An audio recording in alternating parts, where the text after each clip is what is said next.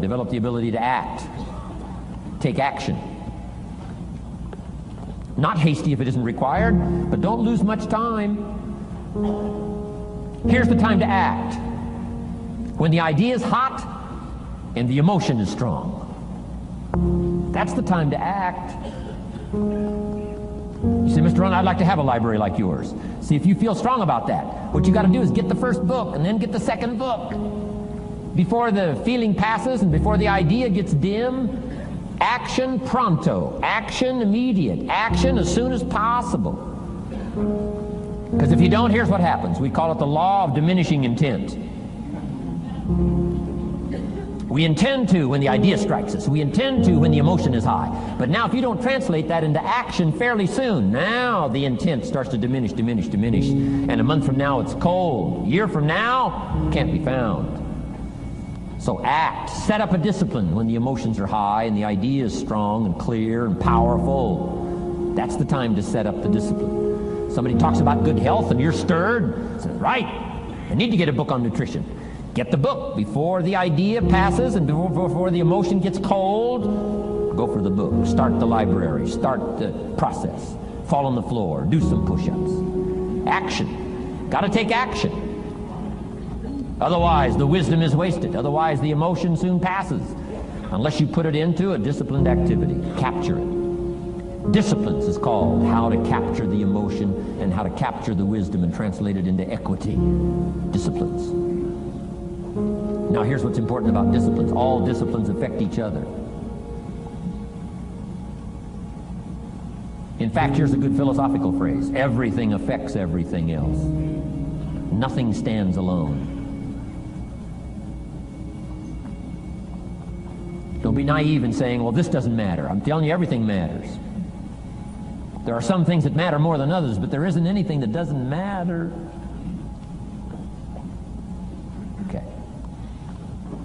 We all pity the man who says, well, this is the only place I let down.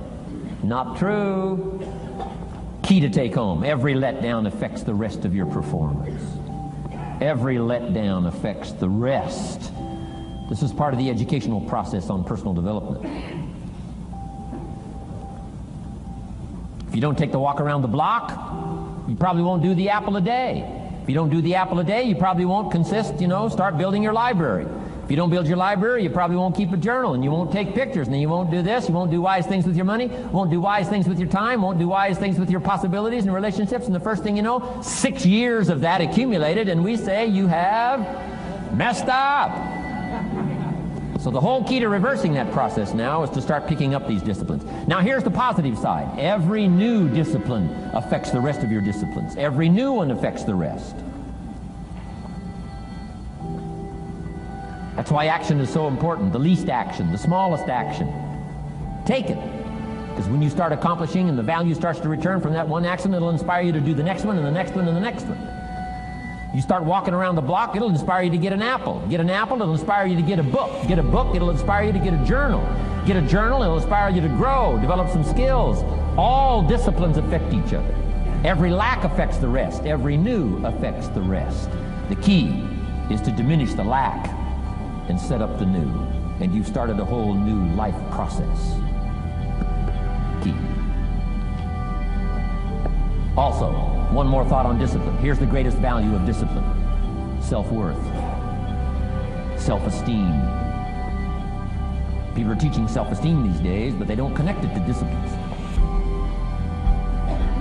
The least lack of discipline, and it starts to erode our psyche.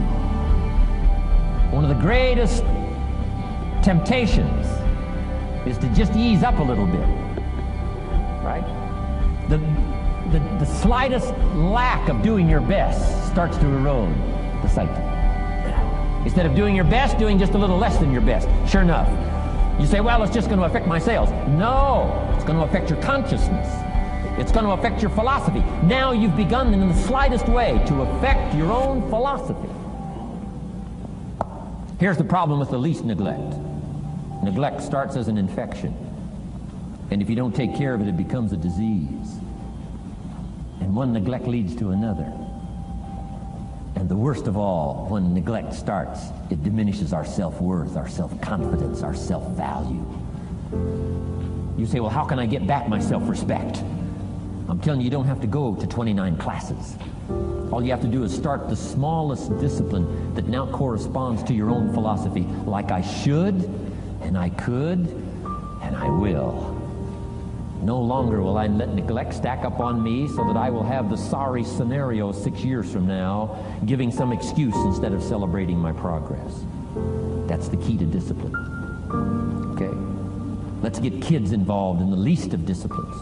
One more, and then one more, and then another one, and then another one, and then some more. And the first thing you know, you're starting to weave the tapestry of a disciplined life into which you can pour more wisdom and more attitude and more strong feeling, more faith and more courage. Now you've got something, a vessel in which to put it, and now the equities start to flow. And the early return, I'm telling you, if you'll start this process, the early return will have you so excited you'll commit yourself to this strategy for the rest of your life. You'll never go back to the old ways. Join a new crowd, join a new group. The disciplines to do, take action. I recommended the last time I was here the little book, Richest Man in Babylon, and I said I've lectured now to over 3 million people in the last 33 years, and I've recommended this little book to almost all of them, I think. Guess how many have actually gone and got this little book? Answer, very few. My best guess is 10%. Such an easy thing to do. In that last seminar, right, I suggested this little book, number one, is easy to find. Number two, it's easy to buy. The most you can pay for it, $6, $7, $8. You can borrow that from your kids. And number three, it's easy to read. It's in story form. That's why I use it for teenagers, teaching them how to be rich by 40, 35 if you're extra bright, much sooner if you find a unique opportunity. But if it's easy to find and easy to buy, and if it's easy to read, why wouldn't everybody go get it? We don't know. What do you know? You don't know. I don't know. Nobody knows.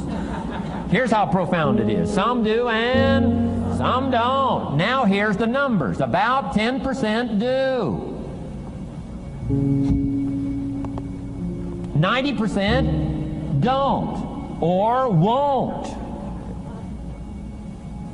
And we don't know the mystery of that. And I'm telling you, 10 years from now, those numbers will still be the same. 10% will, 90% won't. The numbers don't change. Only the faces change. You're looking at one of the faces. I used to belong to the 90% who couldn't be bothered even if it was easy. Guess how many people have a library card? Wisdom of the world available. Transform your life in any value amount you want. By the way, how much is a library card in Texas? Free. Here's what free is. Easy. I mean, it can't be any easier than free. Somebody says, well, would you bring it by? Well, no. At least you got to go get it. No.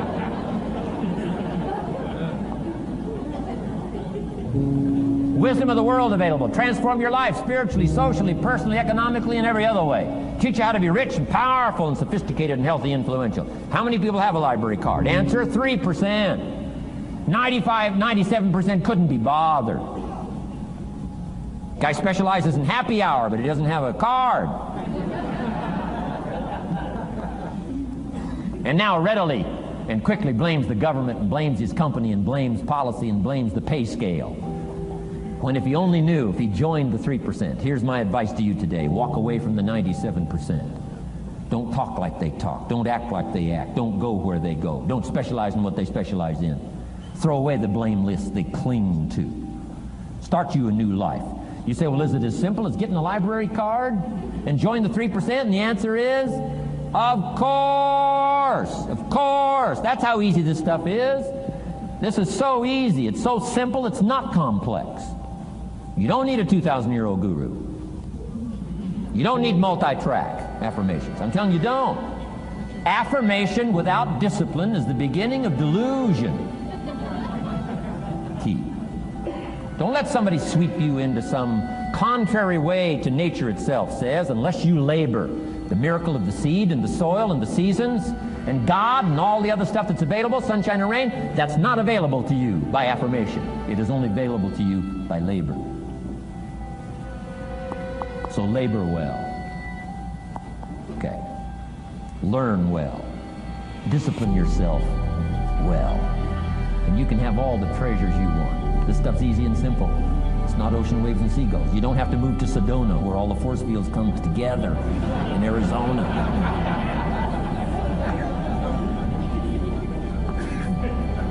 Let's teach our kids the simple ways to transform their health, number 1. Their economics, number 2. Their ability to communicate, number 3. Their life and treasure and lifestyle, number 4. Spirituality, number 5. And the list goes on and on. Let's not leave out any of the least of disciplines that encourage us to do the next one, to do the next one, to do the next one. First thing you know, this whole scenario for you is spinning up instead of out of control on the negative side. This is all you got to do. It's as simple as this. It's as simple as a start, committing yourself to life change. And once you start down this road, I promise you, you'll join the 10% and the 3%. We're going to talk financial independence in just a little while. Guess how many people can retire from the income of their own personal resources when it comes time to retire? Answer, 5%. In the most independent country in the world, 95% are dependent, 5% are independent. Take charge of your own retirement. I'm telling you, if you take charge of your own retirement through personal development and all these skills we've taught today, plus what's coming up, financial independence, I'm telling you, take charge of your own retirement, you can multiply it at least by 5, maybe by 10, maybe by 20, maybe by 100. Let the government take care of it, some company take care of it, you got to divide by 5. Take charge of your own life, take charge of your own day, take charge of your own conversation, take charge of your own family, take charge of your own possibilities.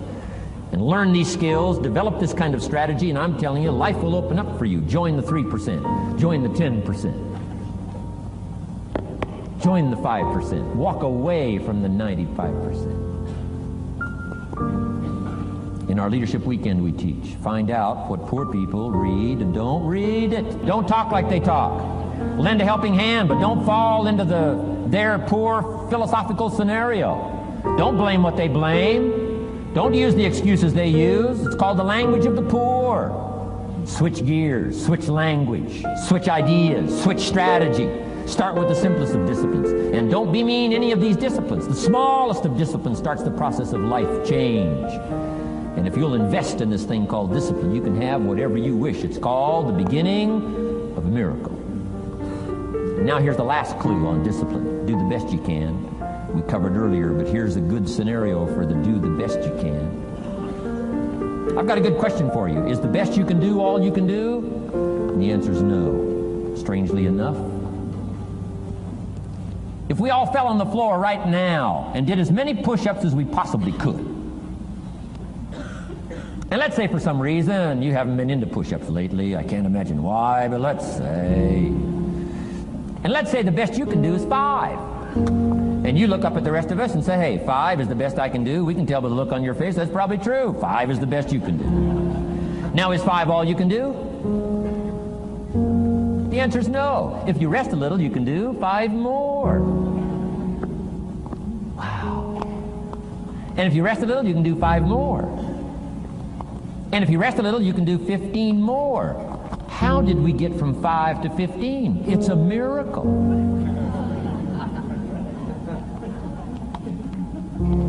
And if you rest a little, you can do 15, rest a little, you can do 15, rest a little, you can do 20. How did you get from 5 to 20? It's a miracle. Did you know you can keep doing that?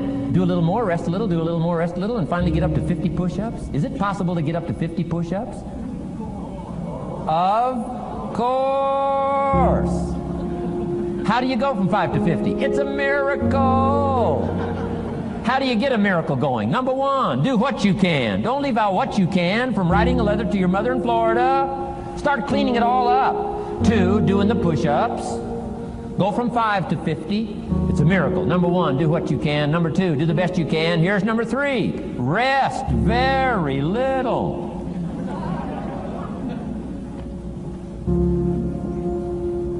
Don't rest too long. Why? The weeds take the garden. Kids have got that figured out. You can't rest too long. Here's the clue. Make rest a necessity, not an objective. The objective of life is not to rest. The objective of life is to act. Think of more disciplines. Think of more ways and means in which to use your own wisdom and your own philosophy, and use your own attitude, your own faith, your own courage, your own commitment, your own desires, your own excitement. Invest it, invest it, invest it, invest it in discipline so that it's not wasted. The smallest of discipline. Thereby transform your life. Join the 5%, join the 10%, join the 3%. Guess when I went and got this little book, Richest Man in Babylon? The same day I heard about it. I went and got it. Somebody says, well, Mr. Rohn, does that make you different than most other people? And the answer is yes. Somebody says, well, why is that? We don't know. We don't know. What do you know? You don't know. I don't know. None of us knows. Some do and some don't. The numbers don't change. Only the faces change. From those who get in on a seminar like this, listen to a dynamic sermon, read a book, listen to some cassettes,